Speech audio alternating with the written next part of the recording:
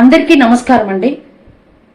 ఈరోజు మీ ముందుకి హిమాలయ పర్వతమంతా ధైర్యం కలిగిన ఒక స్త్రీ గురించి చెప్పడానికి వచ్చానండి. ఇది కేవలము మహిళలకు మాత్రమే. వెళ్ళిపోదామా వీడియోలోకి?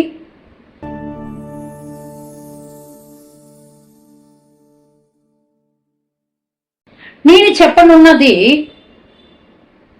అగ్నిలో పుట్టిన ద్రౌపది గురించి. ఈమెకేనండి హిమాలయ పర్వతమంతా ధైర్యం కలిగిన స్త్రీ. ఈమె గురించి మనం చెప్పుకుంటున్నాం. ఈమె మొత్తము నేను చెప్పేవి మొత్తము 9 గుణాలు ప్రతి మహిళలోనూ ఉంటే మంచిగా ఈ సమాజంలో మంచి పేరు తెచ్చుకుంటుందండి. మహిళలకు ఉండవలసిన ఆ మంచి గుణాలు ఏంటో తెలుసుకుందామా? సహజంగా ద్రౌపది చాలా ధైర్యం కలిగిన మహిళ అండి. అంతేకాకుండా ఆమెకి ఉన్న మొదటి క్వాలిటీ ఆత్మగౌరవం. ఆమెకి ఆత్మగౌరవం ఎక్కువండి. ధైర్యము ఎక్కువే, ఆత్మగౌరవం కూడా చాలా ఎక్కువండి. అంతేకాదు, ఈమె అగ్ని నుంచి పుట్టిన అగ్నిశిఖ. అక్కడి నుంచి బాల్యం నుంచి ఆమె పోరాటం స్టార్ట్.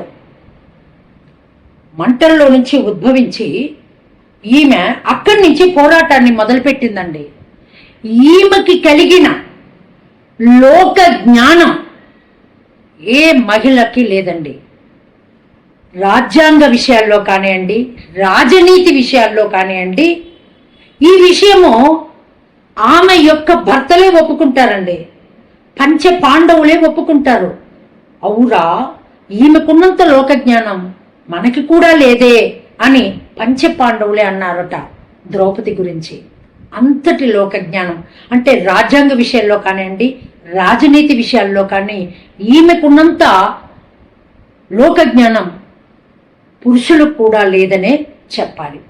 ఆ తర్వాత నాకు బాగా నచ్చిన విషయము ఆమె దగ్గర ప్రశ్నించే గుణం. ప్రశ్నించే గుణం ఉండాలండి. అన్యాయం జరుగుతున్నప్పుడు ఇది అన్యాయం అని ప్రశ్నించే గుణం ప్రతి స్త్రీకి, ప్రతి మహిళకి ఉండాల్సిందే. ఆ గురువృద్ధులు అనేక మంది ఆ యొక్క కౌరవ మహాసభలో ఉన్నప్పుడు, ఆమె యొక్క వస్త్రాపహరణ జరుగుతున్నప్పుడు ఆ జరిగే ముందుగా నిన్ను నీ భర్త ధర్మరాజు ఓడిపోయాడు, మేము నిన్ను గెలుచుకున్నామంటే అసలు ఓడించటానికి ఆయనెవరు, గెలుచుకుంటానికి మీరెవరు అని ప్రశ్నించిందండి. ఎప్పుడైనా అన్యాయం జరుగుతూ ఉన్నప్పుడు ప్రతి స్త్రీ ఇటువంటి ప్రశ్న వేయాలి. నోరు మూసుకొని కూర్చుంటే పనులు జరగవు. ప్రశ్నించే తత్వం ప్రతి మహిళకి ఉండాల్సిందే. ఇది ఒకటి మనము గుర్తించాల్సిన విషయం. ఆ తర్వాత 5 భర్తలు ఉన్నారండి. ఏ ఇరువురి మెంటాలిటీ కూడా ఒకలాగా ఉండదు. మరి 5 మెంటాలిటీలు ఒక చోట ఉన్నప్పుడు ఎటువంటి పొరపచ్చాలు రాకుండా, గొడవలు రానేకుండా చూసుకునే మేనేజ్మెంట్ తత్వం ఈమెలో ఉంది కదా. గొప్ప మేనేజర్ కదా, ఆ విషయంలో గొప్ప మేనేజర్ అని ఒప్పుకోవాలి కదా. ఎవరికి ఏ ఇరువురికి గొడవలు రాకుండా చూసుకుందండి. 5 జాగ్రత్తగా చూసుకుంది. 5 ఒక చోట కూడినప్పుడు కూడా గొడవలు రాలేదు. వేరుగా ఉన్నప్పుడు కూడా ఒకరి గురించి ఒకళ్ళు మాట్లాడుకోకుండా జాగ్రత్తగా ఆమె చూసుకుంది. అంటే ఈ గొప్ప మేనేజర్ అని చెప్పుకోవచ్చు. ఆ తర్వాత విషయం ఇంకొకటండి, ఈమె గొప్ప మెంటర్ని పక్కనే పెట్టుకుందండి. ఆపద్బాంధవుణ్ణి పక్కనే పెట్టుకుంది. ఎవరు? కృష్ణుడు. కృష్ణుడంత మెంటరు ఎక్కడ ఎవరు ఉండరండి. మన పక్కన కూడా ఒక కృష్ణుడు లాంటి వాడు ఉంటే మనకి చాలా మెంటర్గా పనిచేస్తాడు. మనం కూడా చాలా మానసికంగా కూడా ఒత్తిడిని తగ్గించుకోగలుగుతాం. కాబట్టి గొప్ప మెంటర్ కృష్ణుడు ఆయన్ని పక్కనే పెట్టుకుందండి. ఆపద్బాంధు, ఎప్పుడు పిలిస్తే పలికటానికి రెడీగా పెట్టుకుందండి. గొప్ప మెంటర్ కదా, మెంటర్ని పక్కన పెట్టుకుంది కదా, అది కూడా ఆమె తెలివిగా ఆలోచించి పెట్టుకుంది కదా, పిలిస్తే పలికేటట్టు అంత దూరంలో పెట్టేసుకుంది. ఆ తర్వాత పట్టుదల, ప్రతీకారం. ప్రతీకారం అంటే ఎవరి మీద కచ్చ, ఎవరినో చంపాలి అనేది ఆమెకి లేదండి. జుట్టుని విరపోసి అతన్ని చంపే వరకు, తన భర్తలు అతన్ని చంపే వరకు ఆ జుట్టి ముడివేయకుండా కూర్చుంది. ఎంత పట్టండి, ఆడదానికి అటువంటి పట్టు కావాలండి. అన్ని విషయాలలోనూ కావాలి. ఏ విషయంలో అవసరమో అక్కడ పట్టుదల చాలా అవసరం అండి. ఆ తర్వాత వెరీ వెరీ ఇంపార్టెంట్, మానసికమైన ప్రశాంతత. అది ఎలా కలుగుతుందండి? క్షమాగుణం ఉన్నప్పుడే కలుగుతుందండి. ఆనాడు వస్త్రాపహరణం జరుగుతున్నప్పుడు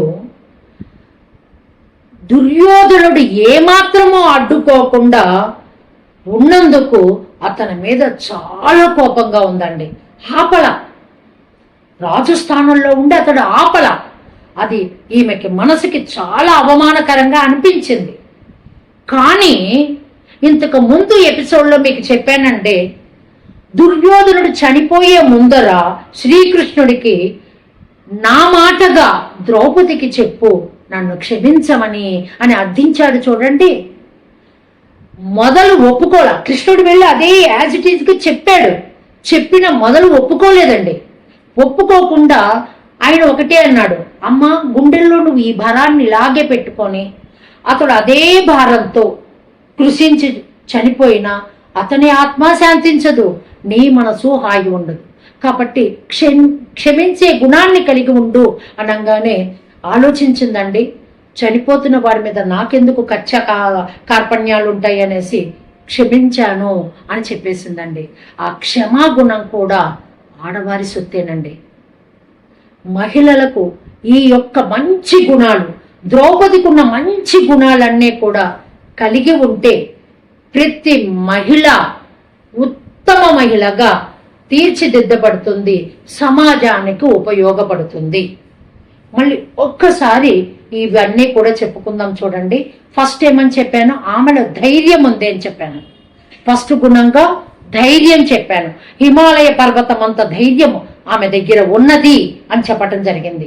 సెకండ్ ఏమని చెప్పానండి? ఆత్మగౌరవం. ఎస్, ఆడవాళ్ళకి, ప్రతి మహిళకి ఆత్మగౌరవం కావాలండి. ఆ తర్వాత నేను చెప్పింది లోక జ్ఞానం. లోక జ్ఞానం కావాలండి. ఆ తర్వాత రాజనీతి కావాలి. అంటే ఏ విధంగా, ఎప్పుడు, ఏ సమస్యకి ఎలా ప్రవర్తించాలి అన్నది. ఇక్కడ వేరే రాజకీయ విషయాలు మాట్లాడటం లేదండి. రాజనీతి ఉండాలి. మన ఫ్యామిలీలో కూడా ఆ రాజనీతితో మనం ఆలోచించాల్సిన అవసరం ఏర్పడుతుందండి. ఆ రాజనీతి కావాలండి. ఇది 4వ పాయింట్ కింద చెప్తున్నాను. ఆ తర్వాత ప్రశ్నించే గుణం కావాలి. ఏదన్నా అవమానం జరుగుతున్నప్పుడు, ఏదన్నా మనము ప్రశ్నించే గుణము ప్రతి మహిళ కలిగి ఉండాలండి. ఇది 5వ పాయింట్గా చెప్పాను. ఆ తర్వాత మీకు చెప్పింది మేనేజ్మెంట్. పెద్ద మేనేజర్లు అండి ఆడవాళ్ళందరూ కూడా. ఆడవాళ్ళకి కనుక డబ్బుల పెత్తనం ఇస్తే జాగ్రత్తగా, అంటే కొంతమంది దుబారాగా ఖర్చు చేస్తారేమో కానీ జాగ్రత్తగా ఒక పైసా దాయటానికే చూస్తారండి. ఆడవాళ్ళ మెంటాలిటీ బిడ్డల కోసము దాయటానికే, ఫ్యూచర్ గురించి ప్లాన్ చేసేవాళ్ళు ఆడవారే అని నేను చెప్తానండి. కాబట్టి మేనేజ్మెంట్. ఆ తర్వాత ఆపద్బాంధవుల్లాగా కృష్ణుణ్ణి పక్కనే పెట్టుకోవటం. ఆ తర్వాత పట్టుదల మరియు ప్రతీకారము అని గట్టిగా చెప్పలేనండి. పట్టుదలమా, జుట్టు వదిలేసేసి పట్టుదలగా ఎలా ఉందో చూసారండి. ఆడదానికి కూడా అటువంటి పట్టుదల కావాలండి. ఆ తర్వాత మనకి మానసిక శాంతి, ప్రశాంతత కలగాలి అంటే క్షమించే గుణాన్ని కలిగి ఉండాలి. ఆడదానికి భూదేవి అంత ఓర్పు ఉండాలట. కాబట్టి క్షమించే గుణం కూడా ఉండాలండి. ఇవి అన్నీ కలిగి ఉన్న ద్రౌపది గుణాలన్నీ కూడా ప్రతి మహిళలోనూ కలిగి ఉంటే మంచి పేరు తెస్తారండి. ఉన్నత పదవులని అధిరోహించగలుగుతారు. సర్వే జనా సుఖినో భవంతు. స్వస్తి.